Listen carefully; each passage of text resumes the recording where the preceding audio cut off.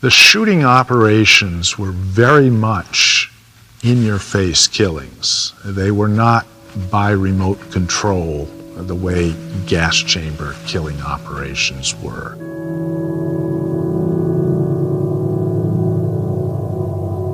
In terms of record keeping, the Einsatzgruppen had instructions to keep statistics on the number of people that they shot. Not only the number of Jews, but also the number of communists and insurgents, as they called them, or agitators or resistors that they shot.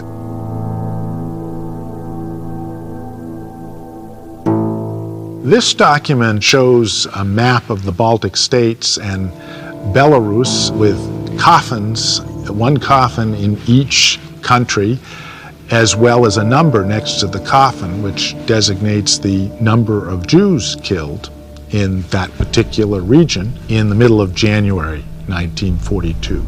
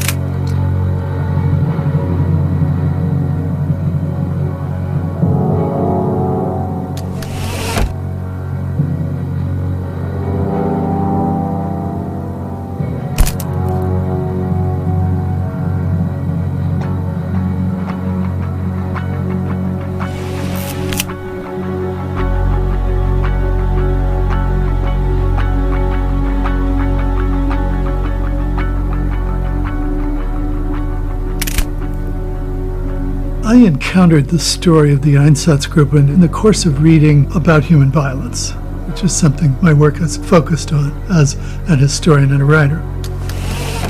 The fact is, to read about the Holocaust in any of its aspects is to be traumatized.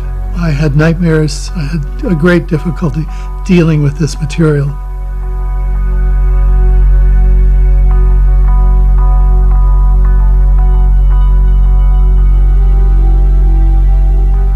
Ultimately, what moved me to push through those feelings and tell this story was that these victims had never really been celebrated. Their story had never really been told. And even more terribly, I think, the general belief of historians is that the death camps were the center of the story. That the Einsatzgruppen killings generally have been shrugged off as wild excesses of the SS, which to me basically means that those historians also really didn't want to confront this material.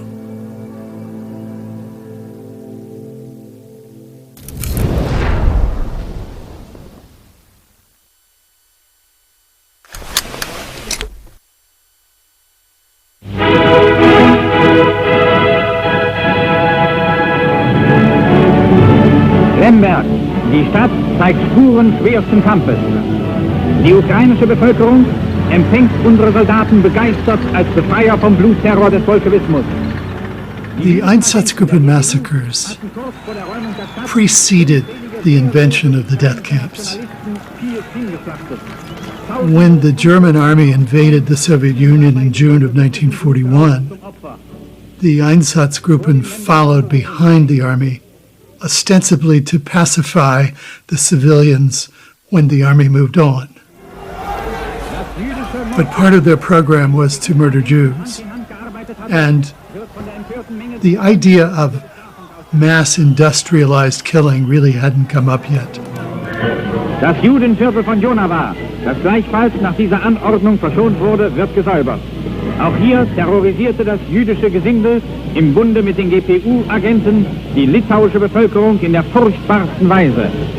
Institutionally, to put it in a nutshell, the Einsatzgruppen were essentially mobile offices of the Reich Main Office for Security, responsible for a region and would move with the advance of German troops, pacifying and securing an area until such time as reinforcements arrived for the Germans to really begin implementing some of their longer-term race and settlement plans.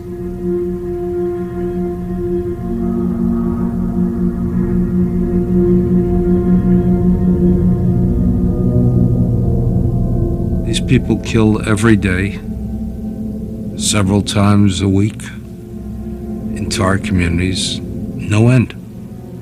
On to the next one.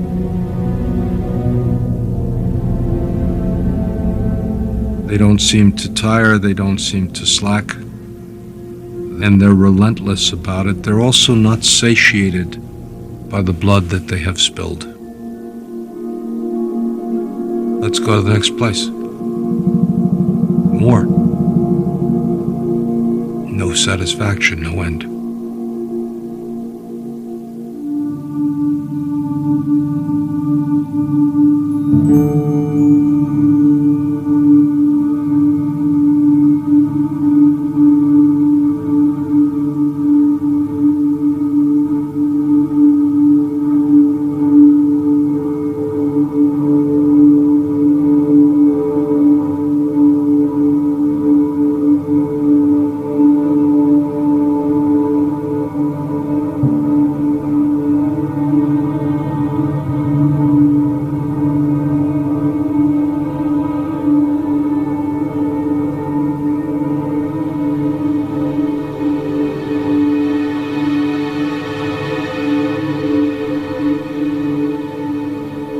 There were 4 Einsatzgruppen. The largest, which was Einsatzgruppe A, consisted of about 900 personnel, of whom maybe half were actual police officers, and the remainder were support personnel, truck drivers, clerks, paymasters. The locals provided the rest of the manpower.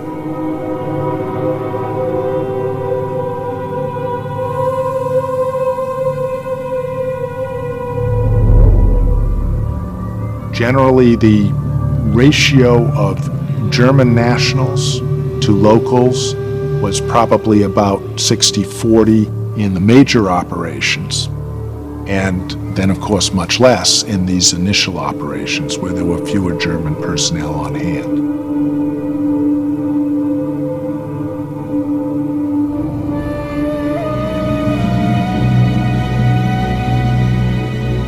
They had their hands full. They were killing hundreds of thousands of people, one bullet at a time. You had to have a pit dug, you had to gather the people together. It took time, it was trouble. They had a terrible logistics problem. So the Einsatzgruppen specifically preceded the death camps and were, in my judgment as a historian who's looked very carefully at the record, the reason for the invention of the death camps.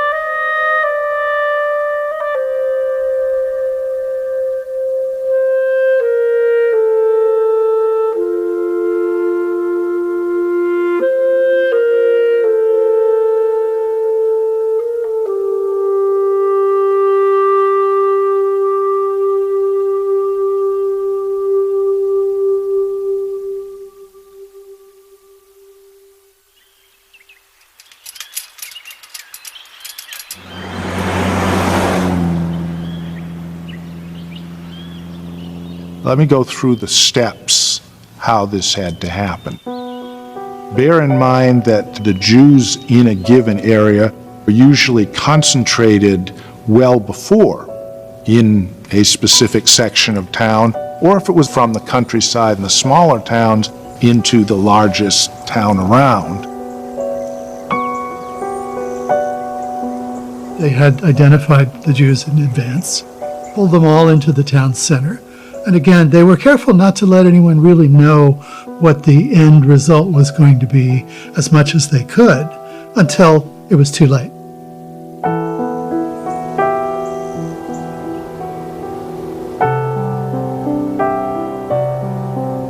They would be marched up to the edge after they were made naked.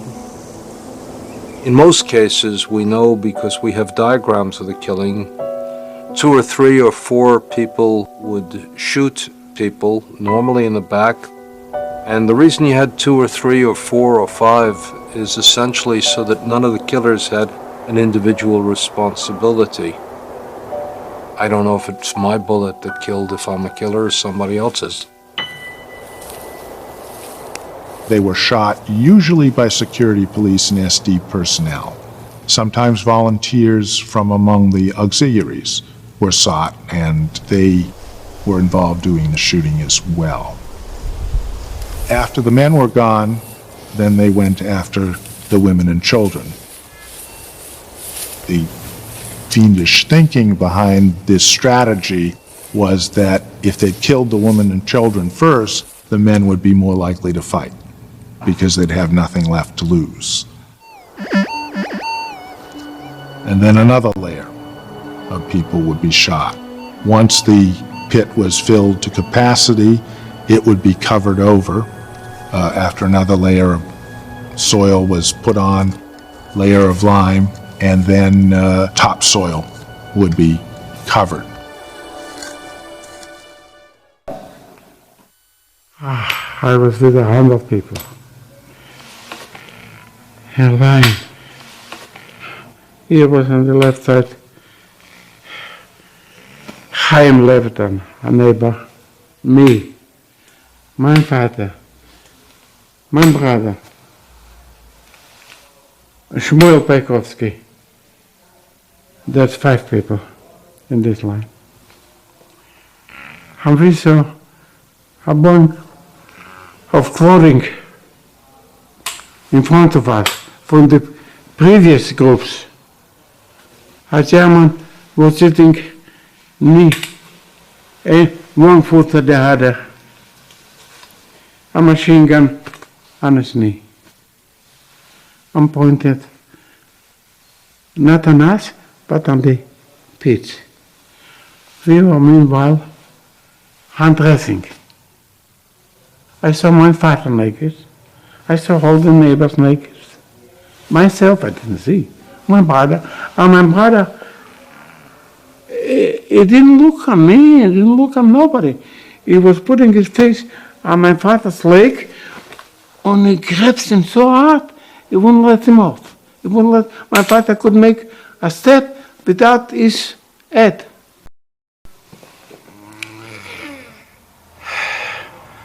And the end, they going to the graves, step by step, by the doors.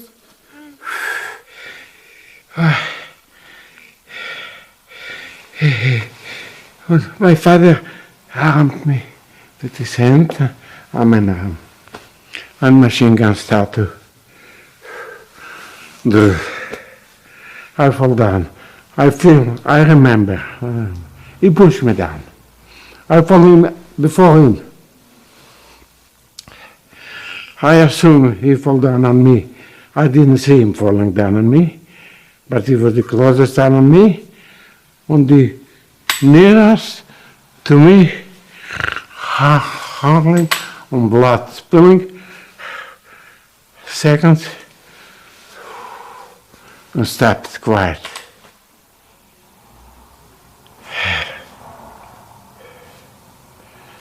That happened in September, Rosh Hashanah 1941.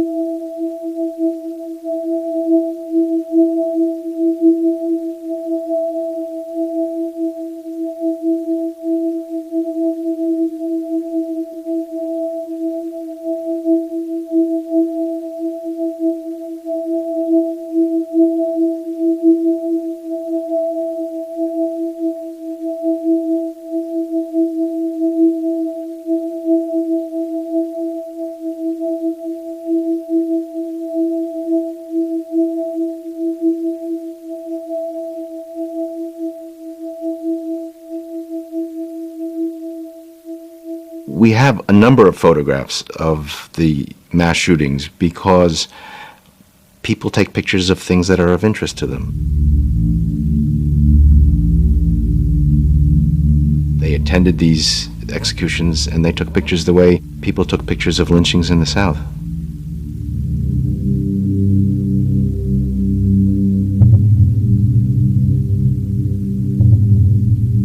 Why did they take the pictures? On some level, they couldn't not take the pictures. It was powerful. It was attractive. It was meaningful. It was fascinating. And it was something that, at least on a subliminal level, they were proud of. And consequently, they wanted to document it for history.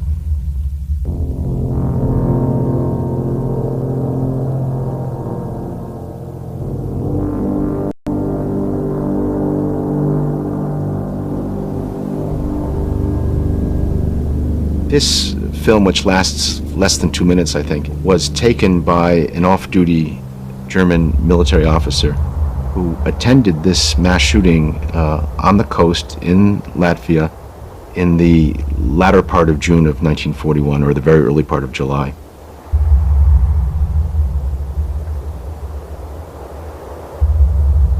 The film is a remarkable document, if you will. Within its very brief time period, gives us access to all of the actors in this horrific drama.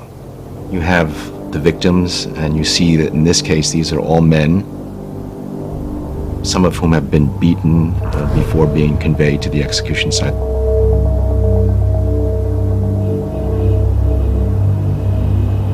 The shooters, these are uniformed SS and police personnel who are actually carrying out the shootings. Then you have another important actor in the drama, and that is the local auxiliaries who assisted the German SS and police in the shootings. These are the men with white armbands carrying probably their hunting rifles or their weapons that they used for their own purposes.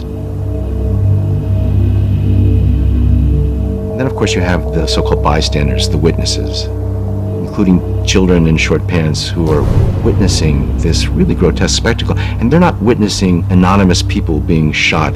They're witnessing their neighbors, their teachers, their pharmacists, their physicians, people with whom they've grown up, whom they looked up to perhaps. There's a kind of intimacy to the murders that is both incredibly unsettling, but also a kind of grotesque nature to it.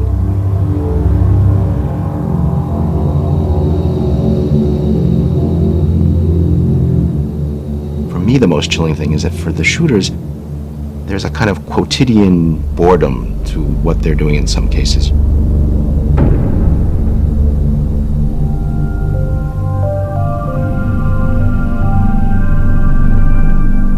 You see the guy smoking, blowing out the smoke, evidence that this is a kind of routine, in some cases, boring task that they're following through on.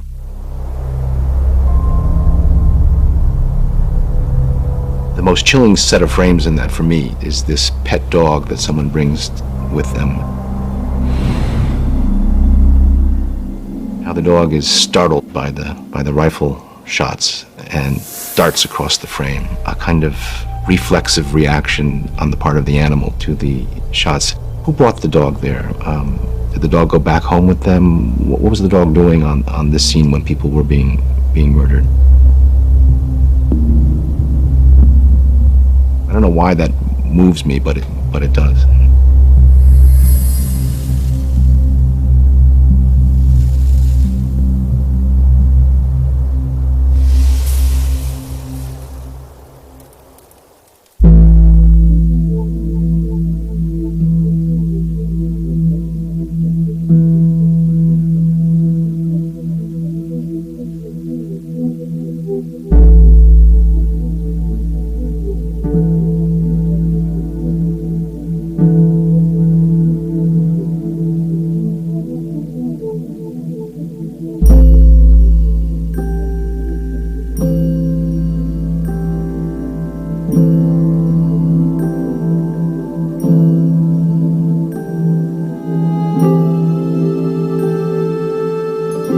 were three major problems with this killing operation that were problems not for the victims, but that were problems for the perpetrator.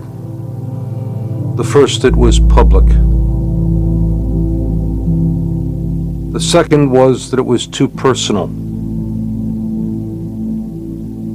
And then finally, the problem with this was it was a waste of bullets.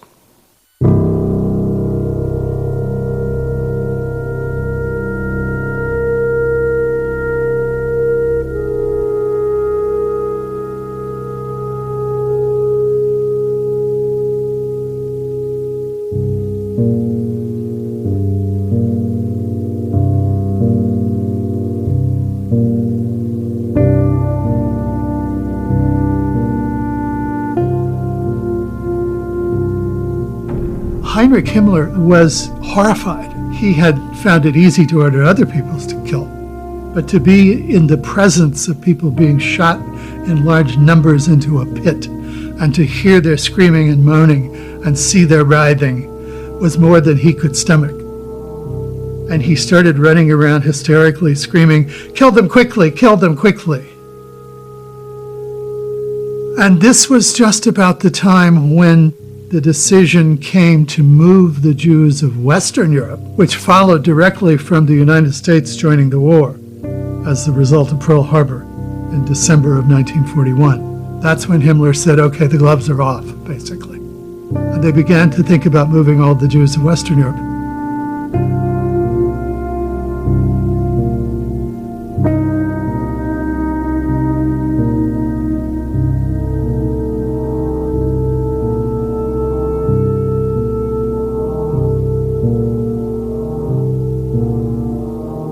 The real story is not the numbers killed, but all the Jews of town after town, village after village.